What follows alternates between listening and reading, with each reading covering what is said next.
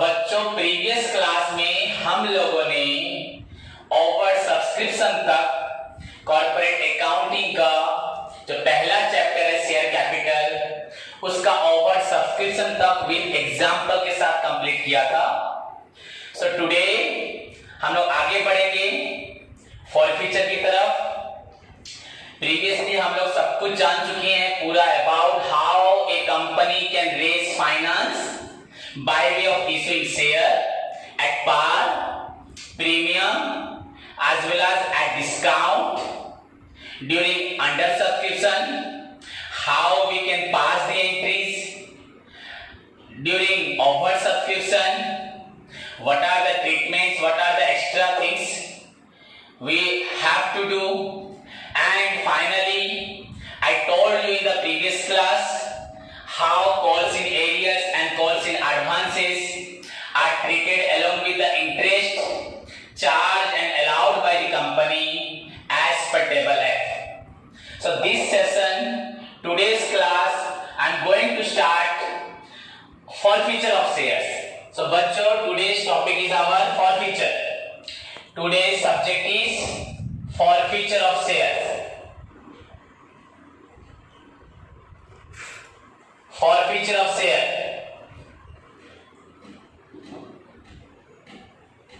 This is one of the most important part of share capital topic.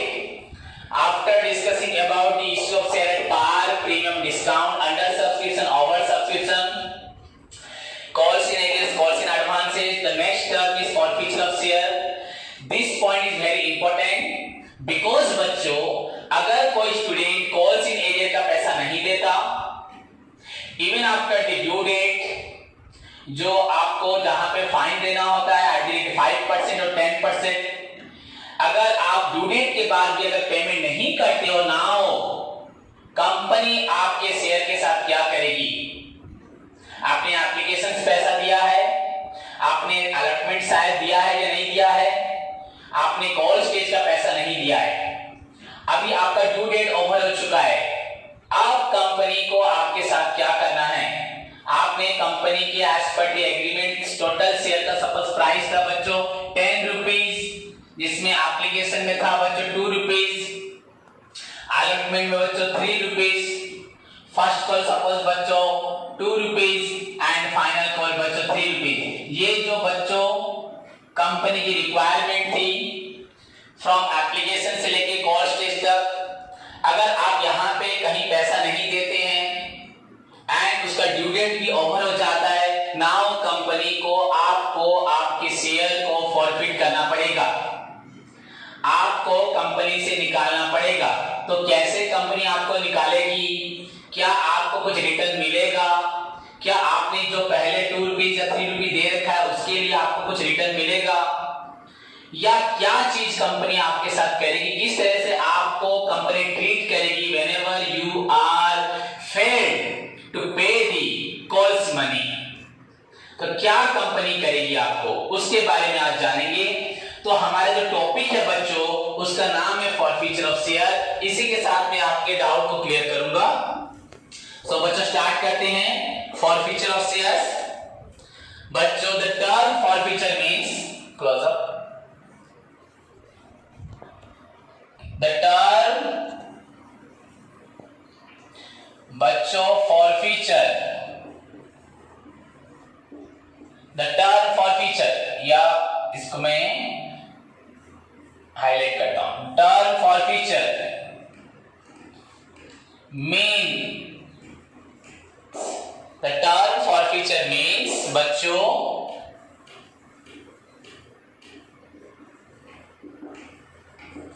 Cancellation of shares. तो बच्चों forfeiture मतलब आपने company की जो शेयर्स खरीदे हैं वो शेयर्स आपसे कैंसिल कर दिए गए, आपसे फिर से दोबारा ले लिए गए। The term forfeiture means cancellation of shares. बच्चों ध्यान से देखो, व्हेन ए शेयर होल्डर, बच्चों when a shareholder fails to pay the calls money, बच्चों calls money. When a shareholder fails to pay the calls money, the company is empowered. Company has the power. Company is given the power. The company is empowered by its articles of association. Articles of association can forfeit और बच्चों cancel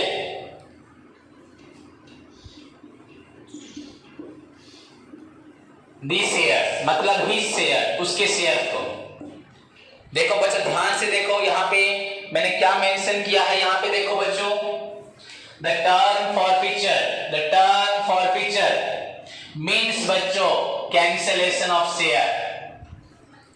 When such situations बच्चों arise, whenever a shareholder fails to pay, बच्चों this point is very important, fails to pay the calls money, जब एक shareholder calls money नहीं पे कर पाता, fails to pay the calls money, the company has the power, company is given power, company is empowered।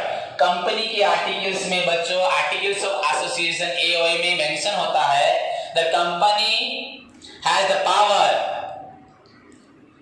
Can forfeit your share, आपका share company forfeit या cancel कर सकती है, उस इंसान का शेयर कैंसिल हिज शेयर को फॉरफिट कर सकती है। दिस इज कॉल्ड बच्चों फॉरफिटर ऑफ शेयर। अगर आप एप्लीकेशंस, अलॉटमेंट, कॉल स्टेज होते हैं, अगर आप बच्चों कॉल्स का पैसा नहीं देते, अलॉटमेंट का पैसा नहीं दिया, कॉल्स का पैसा आप नहीं दे रहे, तो कंपनी को मजबूरन आपको कंपनी से निकालना पड़ेगा। आपका जो मेंबरशिप है, आपकी जो शेयर्स है, उनको मजबूरन कंपनी को फॉरफिट करना पड़ेगा। बिकॉज कंपनी को अगर 10 रुपीज चाहिए था, तो आप लोग अगर 2 या 3 ऐसे 5-6 रुपीज देके आप नहीं रुक सकते। Company will provide you some grace period. Even after such grace period, if you still unable to make the calls money, allotment money, तो after calls के बाद बच्चों the company is bound to forfeit your share, cancel your share, and that cancellation is known as बच्चों forfeiture of share. So the term forfeiture stands for cancellation of shares. When a shareholder fails to pay the calls money, the company is empowered by its article may forfeit its share, can forfeit its share, कर सकती है, चाहे तो उसकी मर्जी वो उसे forfeit कर सकती है। ओके बच्चों, now move to the second point देखते हैं, और forfeiture के बारे में क्या जानेंगे हम लोग। बच्चों इस forfeiture के लिए ध्यान से सुनो, point to be noted, the second paragraph में आपको लिख रहा हूं यहाँ पे। बच्चों there is no specific provision, there is no specific provisions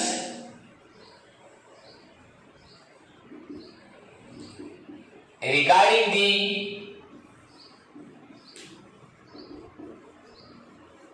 forfeiture of shares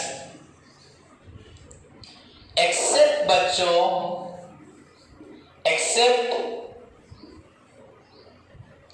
once a share is forfeited, except once a share is forfeited, it becomes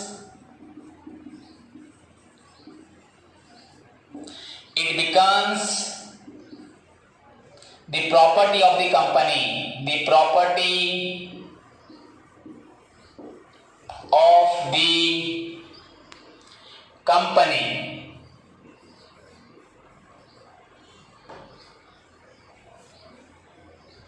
There is no specific provisions regarding the forfeiture of shares, except once a share is forfeited, it becomes the property of the company. Property of the company. Okay बच्चों, and बच्चों उसके बाद क्या होता है? Such shares can be, company क्या करेगी तुम लोगों से शेयर लेके? Such shares can be sold at any amount. Such shares can be sold at any amount which the directors, बच्चों कंपनी के डायरेक्टर्स जो होते हैं, with the directors think fit, उनको जो अमाउंट सही लगता है उस अमाउंट में उसको बेच देते हैं। जो भी अमाउंट उनको सही लगता है उस अमाउंट में बेच देते हैं। बच्चों उसके बाद after the forfeiture,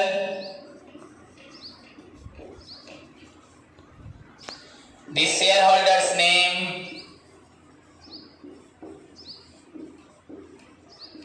the shareholders name, बच्चों उसका नाम, okay, the shareholders name is बच्चों removed, struck, बच्चों ऐसे उसका नाम सपोज लिखा है रहीम, तो उसके नाम को काट दिया जाएगा, okay, his name is removed,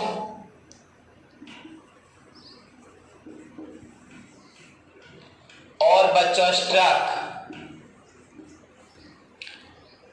off from the, आप रिमूव लिख सकते हो, इजीली याद रहेगा, is removed from the register, छोड़ दो, remove from the register of the, कहां से उठा दिया जाएगा? Register of the share holders.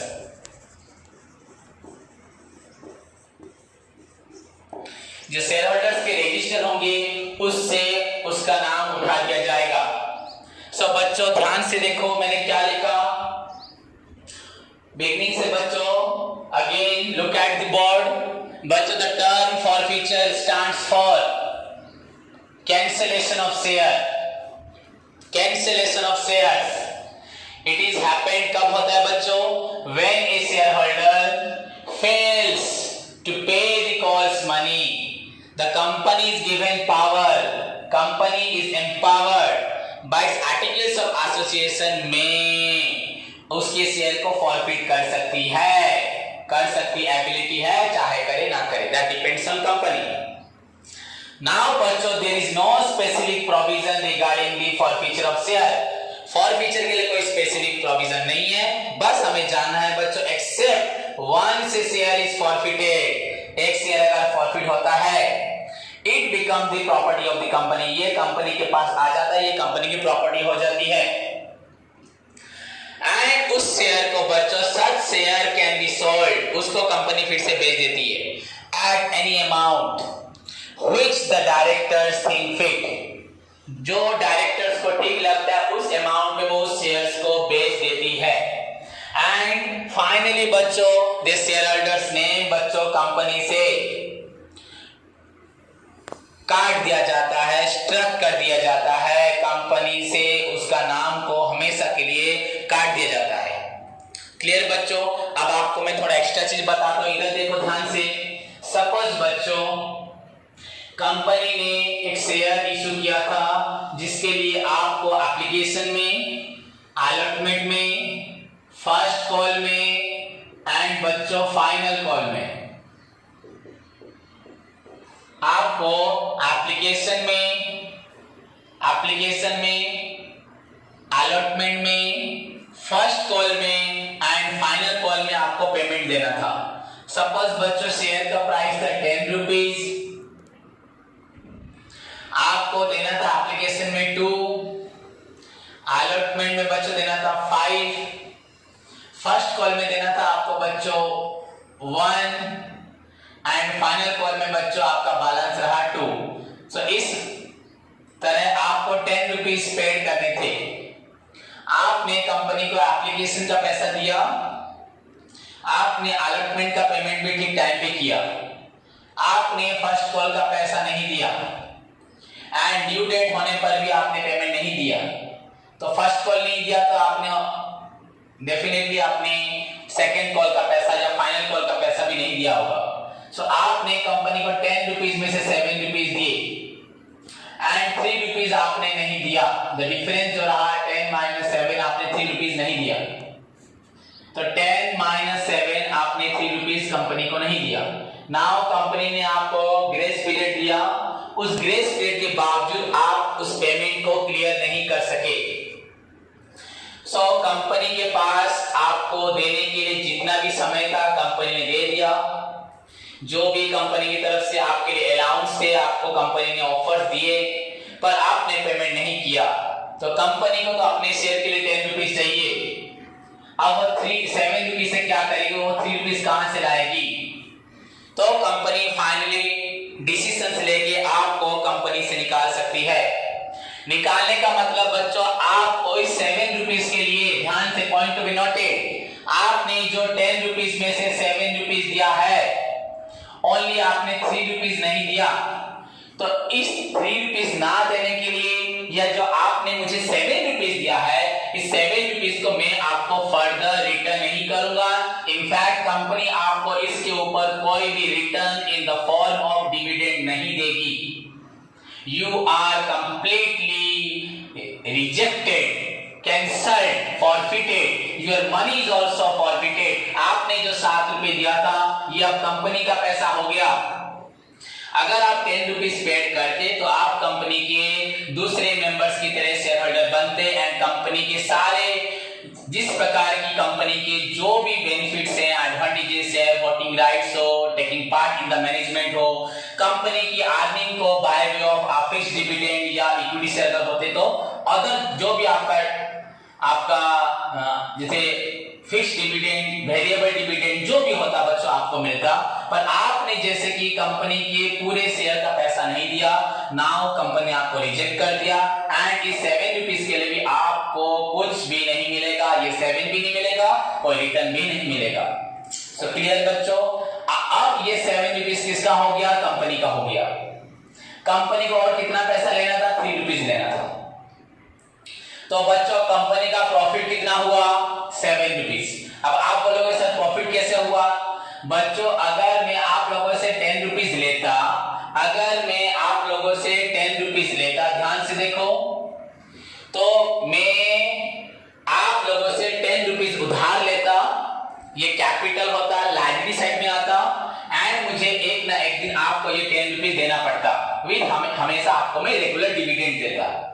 पर जैसे कि आपने बच्चों 7 रुपीज दिया और बाकी पैसा नहीं दिया, मैंने आपका जो अधिकार था 10 रुपीज, आप बोलेंगे 7 रुपीज का अधिकार आपसे छीन लिया, आपको कंपनी से निकाल दिया। अब ये 7 रुपीज बच्चों मेरा हो गया, कंपनी का प्रॉपर्टी हो गया। ये 7 रुपीज कंपनी की प्रॉपर्टी बन गई, क्योंकि इस 7 रुपीज को कंपनी को किसी को रिटर्न नहीं करना है, इसके ऊपर कोई डिविडेंड नहीं देना, कोई हक नहीं रहेगा।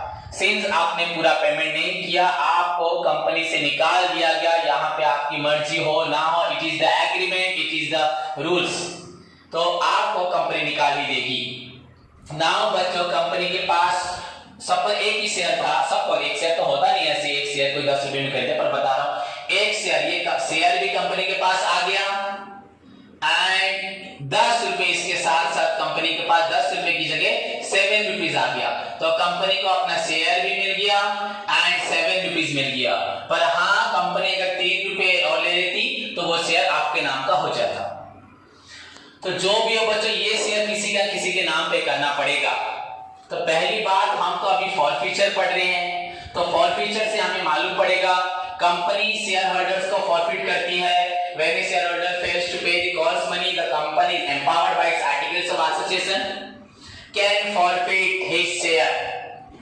तो कितना प्रॉफिट किया, उसका कितना पैसा प्रॉफिट किया, 3 rupees, 7 rupees, 10 rupees. This is answer is 7। तो उसका 7 रुपए डूब गया एंड उसका जो डूबा वो मेरा प्रॉपर्टी हुआ। ये 7 रुपए कंपनी का प्रॉपर्टी हुआ। सो फॉरफीचर एंट्री में फर्स्ट ऑफ ऑल हम कंपनी फॉरफीचर में हम कंपनी की तरफ से ऐसा एंट्री सीखेंगे जिस एंट्री से पहले तो वो शेयर होल्डर को निकाल दिया जाएगा, दूसरी चीज हमें मालूम पड़ेगा उसको कितना पैसा देना था, उसने कितना दिया, कितना नहीं दिया, और कंपनी को फाइनली कितना फायदा हुआ, कितना प्रॉफिट हुआ, उसका जो डूबा वो हमारा प्रॉपर्टी। तो कंपनी को ये 7 रुपीज जो मिला वो उस एंट्री से हमें मालूम पड़ेगा। तो नेक्स्ट मूव टू दी बच्चों एंट्री की तरफ चलते हैं। देखो बच्चों, सो बच्चों अब हम पढ़ेंगे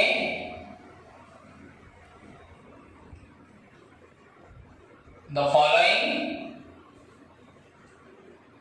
एंट्री। बड़ा एंट्री, आज तक आप ऐसा एंट्री नहीं पढ़े होंगे, सबसे बड़ी एंट्री तुम्हारे लिए। जितने भी ट्रीटमेंट हमने आज तक सीखा है कोई भी हमारे करियर में, ये आपका लगभग सबसे बड़ा एंट्री होगा और फ्यूचर में भी आएगा, पर ये बड़ा entry. The following entry is made at the time of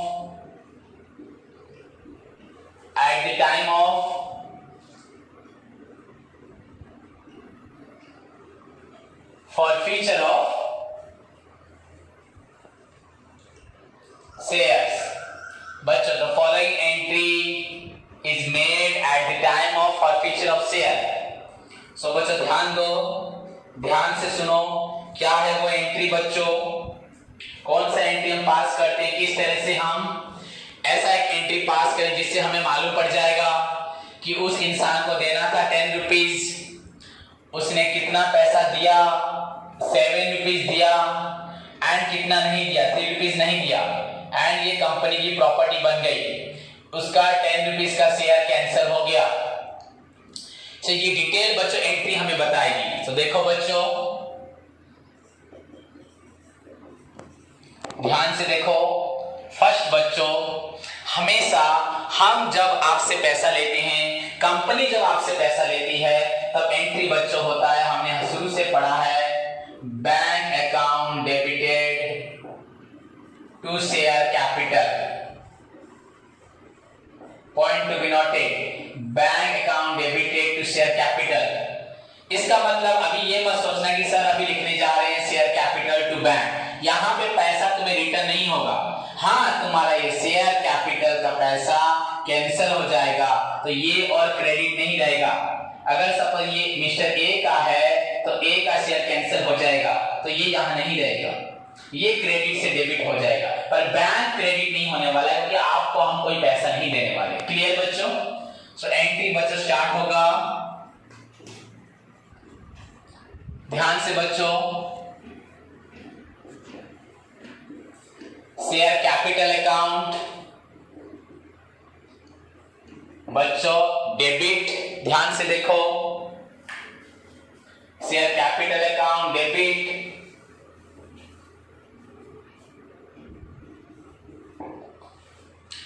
बच्चों ध्यान से देखो। नेक्स्ट सिक्योरिटी प्रीमियम,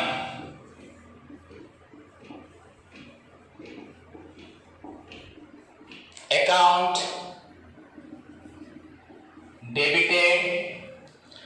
बच्चों डिटेल में बताऊंगा आपको, पहले लिख लो, if not received, if not received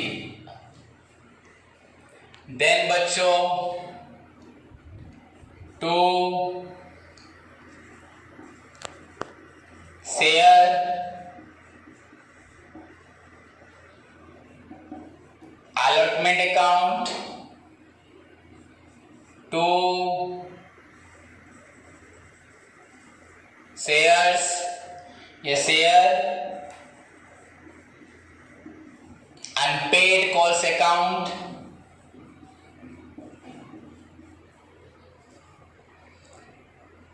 to बच्चों अगर डिस्काउंट होगा to discount on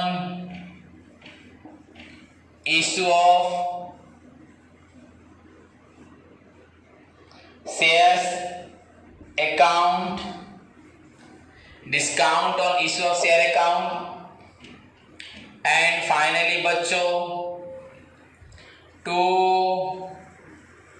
share forfeiture account to share forfeiture account। ध्यान से बच्चों यहां पे बिंग लिखेंगे, पहले समझा दो उसके बाद लिखेंगे। पूरे एंट्री को ध्यान से देखो, पूरी कंप्लीट एंट्री को ध्यान से देखो।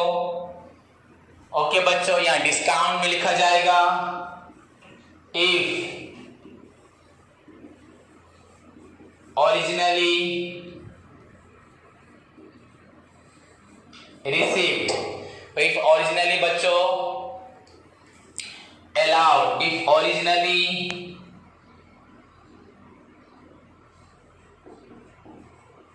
allowed बच्चों, if originally allowed। so complete entry को ध्यान से देखो बच्चों। हमारा फर्स्ट, हमें आपको कंपनी से निकालना है तो आपका शेयर कैपिटल अकाउंट डेबिट होगा। सपोज बच्चों यहां पे हमारे शेयर का प्राइस है 10 rupees. Point to be noted बच्चों, ध्यान से सुनो। एंड कंपनी ने प्रीमियम किया था 2 रुपीज, तो शेयर का प्राइस बच्चों हो गया 12 रुपीज। तो अगर तुम लोग किसी भी हालत में कॉल्स पैसा नहीं देते, कहीं भी पैसा नहीं देते, तो कंपनी आपका कितना रुपए छीन लेगी आपसे, कितने रुपए के लिए आपको कैंसिल करेगी, 10 ना 12। पॉइंट टू बी नोटेड, अगर कंपनी शुरुआत से ही शेयर इशू करते वक्त प्रीमियम में इशू करती है, एंड अगर बच्चों आप उस वक्त फॉरफीचर होते हो, तो कंपनी आपका कितना रुपीज से काउंट करेगी, 10 रुपीज से या 2 रुपीज से या टोटल 12 रुपीज से। बच्चों 12 रुपीज से काउंट होगा। बच्चों जो दिस पार्ट जो है, ये जो ऊपर वाला पार्ट है, इसका मतलब है बच्चों कितना देना था, इसका मतलब बच्चों टू बी पेड, आपको कितना देना था, यहां पे 10, यहां पे 2, 12 रुपीज। दिस पार्ट बच्चों ऐसे तो मैं आपको समझाने के लिए बता रहा हूं, आपको यहां देना था सपोज 10 रुपीज, आपको यहां पे देना था बच्चों सपोज 2 रुपीज, तो आपको अभी 12 रुपीज के लिए कैंसिल किया जाएगा। ओके बच्चों, पर यहां पे कुछ टेक्निक्स है बच्चों जो आपको समझना पड़ेगा। सपोज मैं आपको इसी एग्जांपल के साथ बताता हूं, ध्यान से सुनो बच्चों। सो स्टूडेंट्स देखो यहां पे सपोज शेयर का प्राइस 10 + 2 = 12 रुपीज हो चुका है। तो एप्लीकेशन में बच्चों 2 है, अलॉटमेंट में बच्चों सपोज 5 है, फर्स्ट कॉल में बच्चों 3 है, एंड फाइनल कॉल में 2 है।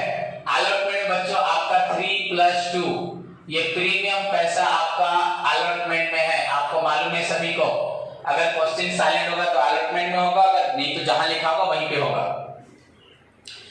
सो बच्चों ध्यान से देखो, अगर अभी शेयर का प्राइस 12 रुपीज है, एंड अगर आप पेमेंट नहीं करते कॉल्स में, इसका मतलब आपने मुझे यहां से पेमेंट देना बंद किया, तो आपने अलॉटमेंट का पैसा दे दिया है, तो कंपनी ने आपसे 10 + एक्स्ट्रा 2 मांगा था। ये कंपनी के रूल्स है बच्चों, जो एंट्रीज है हमें उसी को ही फॉलो करना पड़ेगा। हाँ, उसके साथ हम लोग समझ सकते हैं क्यों ऐसा एंट्री पास किया गया। तो बच्चों आपका शेयर का प्राइस 10 था, प्रीमियम 2 था, पर बच्चों प्रीमियम का एंट्री हमेशा नहीं आता। यहां लिखा हुआ इफ नॉट रिसीव्ड, ये एंट्री इज नॉट कंपलसरी बच्चों, ये item is not compulsory debit में नहीं होगा। अगर वो यहां पे फेल होता है, फर्स्ट कॉल में फेल होता है, फाइनल कॉल में फेल होता है, अलॉटमेंट का पैसा दे देता है, इसका मतलब उसने अलॉटमेंट का मनी दिया है। अगर वो इंसान कॉल स्टेज में फेल होता है, इसका मतलब अलॉटमेंट का पैसा दिया है। एंड यूजुअली बच्चों प्रीमियम अलॉटमेंट में होता है। हाँ, अलग बात है अगर प्रीमियम पैसा कॉल्स में होगा एंड उसने कॉल्स मनी नहीं दिया होगा, दैट सेपरेट थिंग। अगर इसको समझ जाओगे तो उसको भी समझ जाओगे। तो बच्चों सपोज प्रीमियम अलॉटमेंट में है, उसने अलॉटमेंट का पैसा दिया है, तो उसने प्रीमियम का पैसा दिया है, तो मतलब ये 2 रुपीज का पैसा उसने पेड कर दिया है। तो अभी हमें इस एंट्री में इस 2 रुपीज को शो करने की जरूरत नहीं है।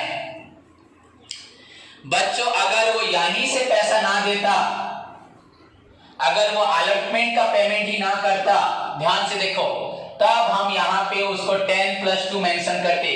वहां इसने लिखा है security premium account if not received, अगर प्रीमियम का पैसा ना मिले, एंड यूजुअली प्रीमियम होता है अलॉटमेंट में।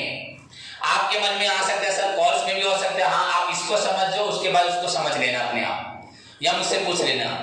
यूजुअली प्रीमियम होता है अलॉटमेंट में, अगर वो कॉल्स में फेल होता है इसका मतलब उसने अलॉटमेंट का पैसा दिया है एंड प्रीमियम का पैसा दिया है। और ये एंट्री कब होगा? इफ नॉट रिसीव, जब रिसीव नहीं होगा तब आएगा, तब हम इस शेयर का पैसा 12 रुपीज लेंगे, टू बी पेड 12।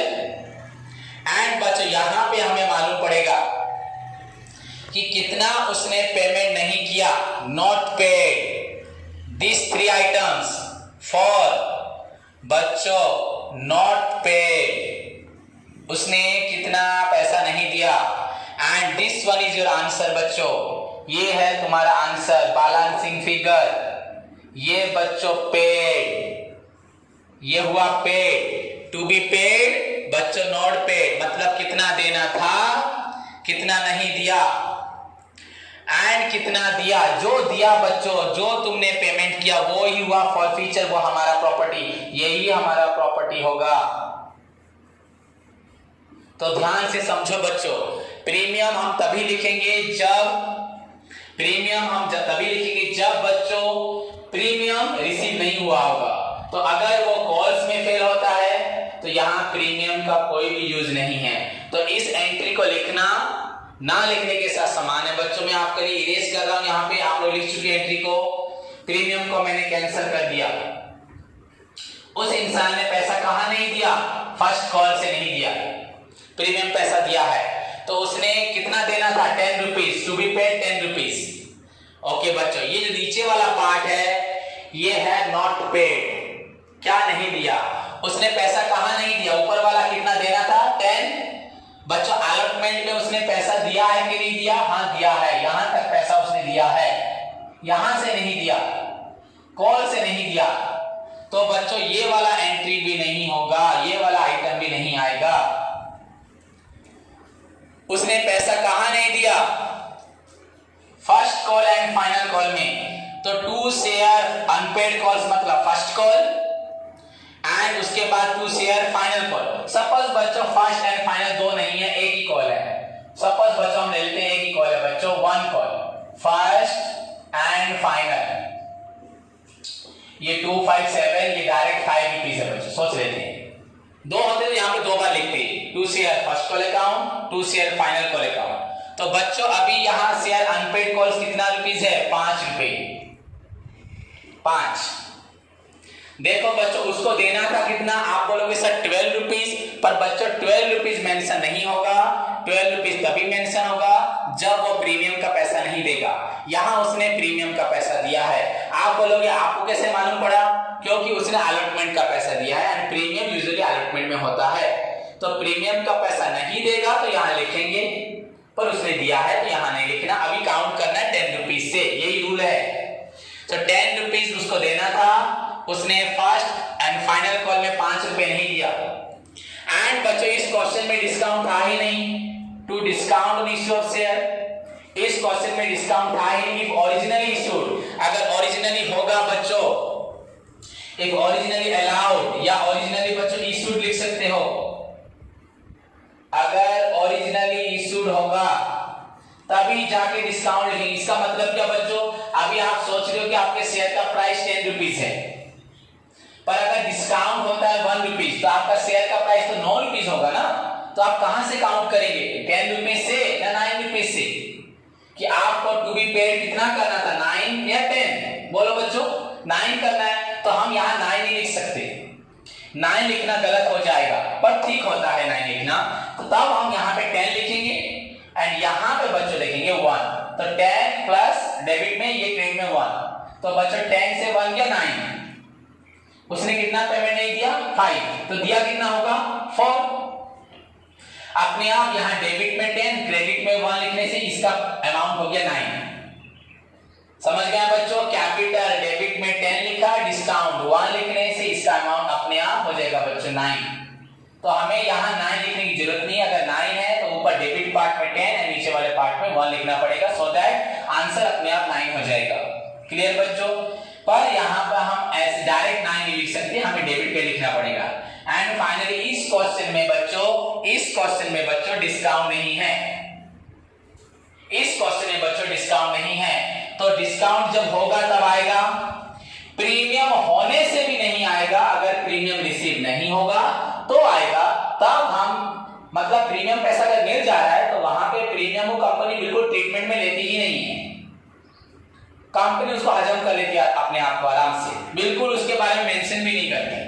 पर अगर डिस्काउंट होता है बच्चों, discount must appear so as to reduce the share capital amount. आपका जो कैपिटल 10 रुपीज था that will reduce because of discount, so 9 हो गया।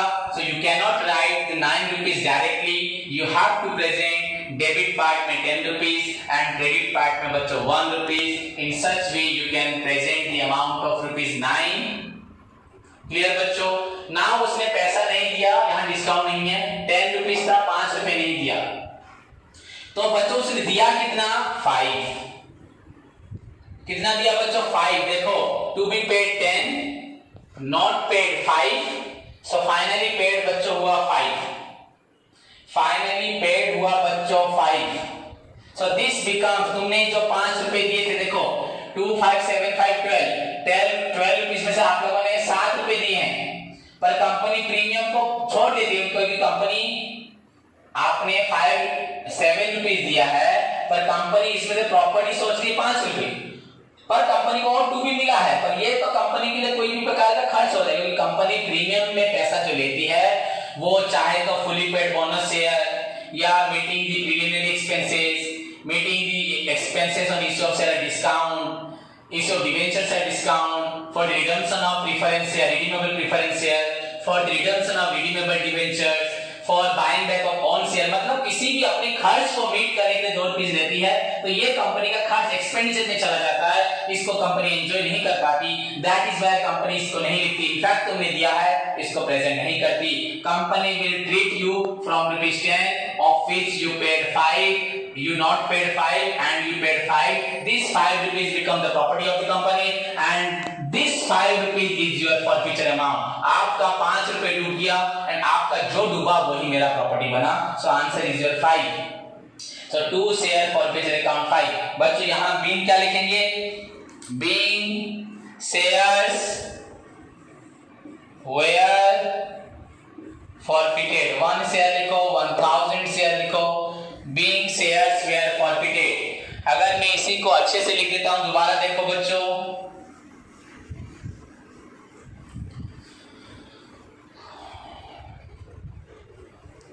ध्यान से देखो। फर्स्ट पार्ट हुआ share capital account debit 10 rupees to बच्चों प्रीमियम नहीं आना, प्रीमियम नहीं आएगा तो अलॉटमेंट भी नहीं आएगा।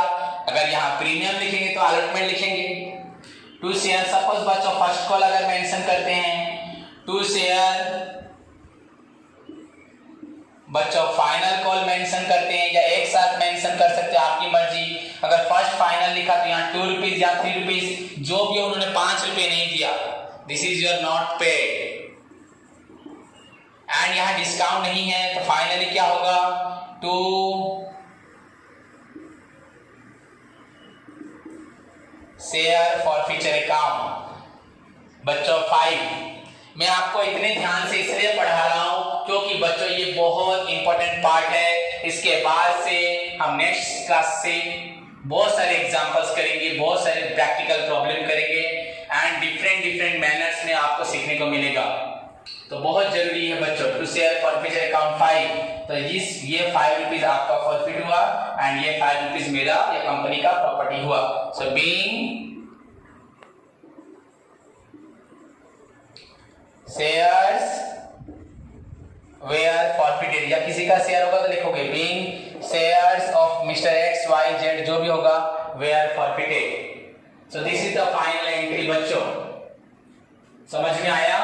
अमाउंट के साथ देखो शेयर कैपिटल अकाउंट 10 था, आपने पेमेंट नहीं किया बच्चों, फर्स्ट कॉल में 2, फाइनल कॉल में 3, तो आपने पेड कितना किया बच्चों? 5। जो पेड किया वो कंपनी का प्रॉपर्टी और आपका लॉस हुआ। This is all about the share forfeiture. Any doubt बच्चों? क्लियर? सो बच्चों उसी के साथ हम और एक सिमिलर टर्म पढ़ेंगे, दैट इज बच्चों सरेंडर ऑफ शेयर। बच्चों फॉरफीचर की तरह और एक पॉइंट है आपका बच्चों, that is called surrender of share. बच्चों यहां डिफरेंस ज्यादा नहीं है, पूरा सेम है, बस मीनिंग थोड़ा सा अलग है, थोड़ा सा। सरेंडर ऑफ शेयर बच्चों, फॉरफीचर ऑफ शेयर में आप जब पैसा नहीं देते तो आपका शेयर कंपनी आपको भी या आपके शेयर को कैंसिल कर देती है, आपको निकाल देती है। सरेंडर ऑफ शेयर में बच्चों बस क्या होता है, अगर आप पैसा नहीं दे पाते तो आप खुद आके कंपनी के सामने सरेंडर करते हैं, बोलते हैं आपका शेयर ले जाइए, क्योंकि आपने जो पैसा दिया उसका आप हक नहीं जमा सकते, बस आप थोड़ी बदनामी से बच गए। बच्चों चोर को मैं पकड़ूं, उसको जेल में डालूं, या चोर आके खुद सरेंडर करे, डिफरेंस एक ही है, दोनों को जेल में जाना है, दोनों का पैसा डूबना ही है, बस डिफरेंस है यहाँ पे मैं प्रॉफिट करूंगा, आपको निकालूंगा, यहाँ आप खुद आके सरेंडर में, यहाँ आप खुद आके अपने आप को सरेंडर करेंगे। सो बच्चों the term surrender of share is similar to बच्चों forfeiture of share. This term बच्चों is similar to, या लिख सकते हो आप लोग, the term surrender of share is similar. This term is similar to बच्चों forfeiture of share. बस थोड़ा सा डिफरेंस है। This term is similar to forfeiture of shares. बच्चों बस इसमें डिफरेंस क्या है? When a shareholder, बच्चों ध्यान से देखो, when a shareholder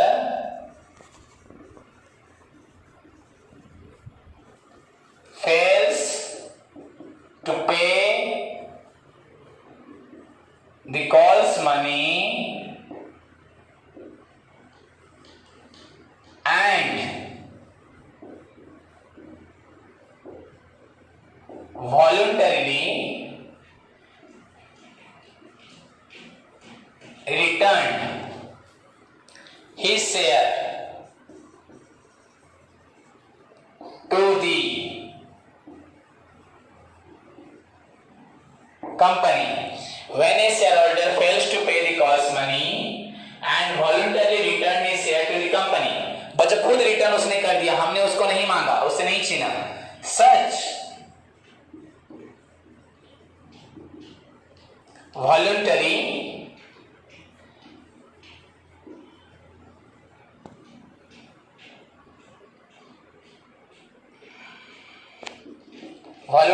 return of share by the shareholder to the company himself. When a shareholder बच्चों fails to pay the cost money and voluntarily return his share to the company, such voluntary return of share by the shareholder to the company himself, बच्चों is known as बच्चों surrender of share. So difference बस इतना ही है बच्चों, treatment regarding पूरा same है बच्चों, there is no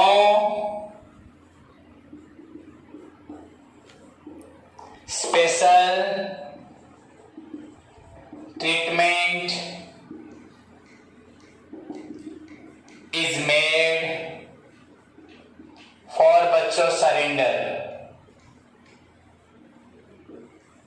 of shares.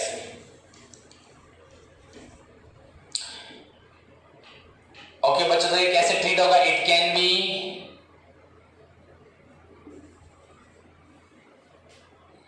It is treated बच्चों, it is treated in the same manner, थोड़ा सा,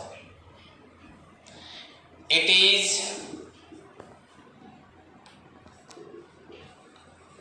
treated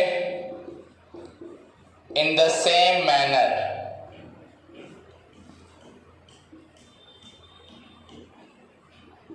as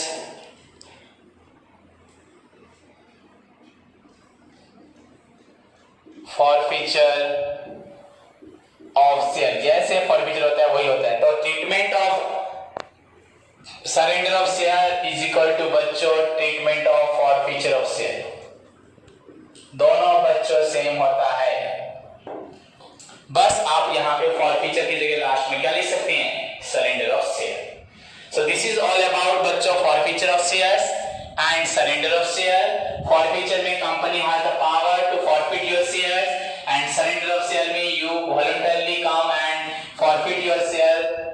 तुमने खुद अपने शेयर को खुद फॉरफिट करने के लिए आगे बढ़ के आए, तो such voluntary return of share is known as बच्चों surrender of share। So this is all about बच्चों शेयर कैपिटल का मोस्ट इंपोर्टेंट पार्ट था, that is forfeiture of share and surrender of share with treatment। Hope सभी को समझ में आया होगा। नेक्स्ट क्लास में we will discuss about reissue of share। Company एक बार तुम लोगों से शेयर लेने के बाद या तुम लोग सरेंडर करने के बाद कंपनी उस शेयर का क्या करती है, उसको अपने पास रखती है, फिर से रीइश्यू करती है, उसके बारे में पढ़ेंगे।